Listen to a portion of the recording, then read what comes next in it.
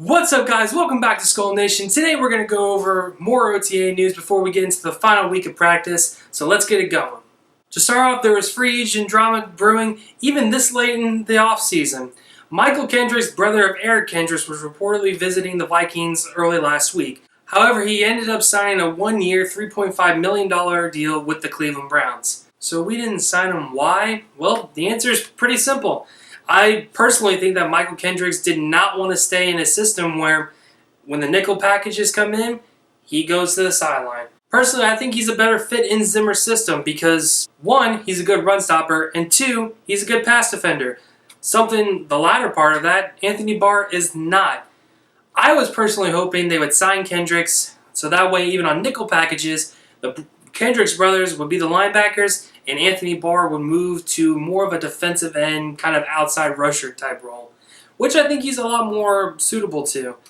Personally, even if you were thinking, what are you going to do after the offseason when you have to pay Barr, I would have rather paid Kendricks, honestly. Kendricks was one of the more highly talented outside linebacker prospects, and man, the Vikings really could have used him, but instead we're going to get another year of Anthony Barr and Eric Kendricks and Ben Gideon.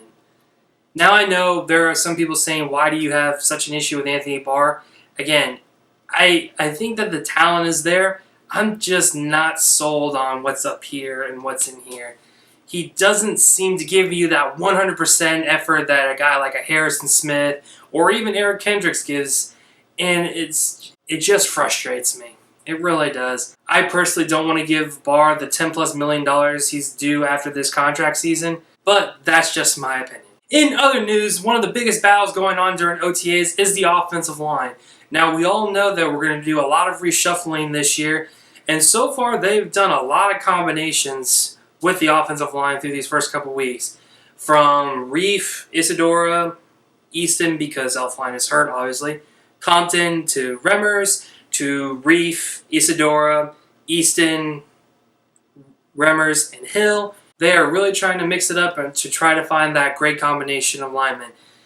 But the name you don't hear amongst that is Brian O'Neill. From news reports, they are trying to get his weight up so that way he'd be over 300 pounds. Personally, I would rather just find out if he's got it or not. Let's get him in there right now with the starters, and if he needs more time, then we can move on.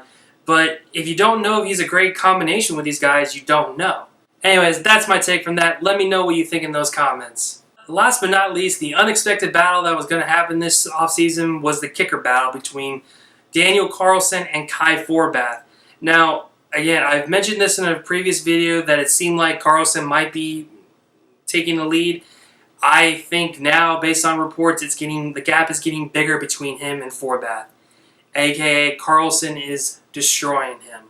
Originally, my opinion was that we didn't really need Carlson and that there was a chance that maybe even he would just be a bust in the 5th round pick. But now it seems like, yeah, maybe he will actually beat out Forbath. They were doing a lot of long-range kicking the other day, and Carlson was nailing the field goals while Forbaths were sailing off into another zip code. This is alright for the Vikings because none of Kai Forbath's contract is guaranteed, the one-year $770,000 contract, so the Vikings can afford just to move on from him if this plays out the way it is right now.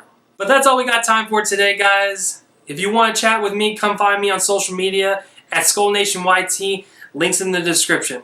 Let me know what you guys think in the comments about what we've talked about today or anything Viking related. I'd love to hear from you, and I'll see you guys next time.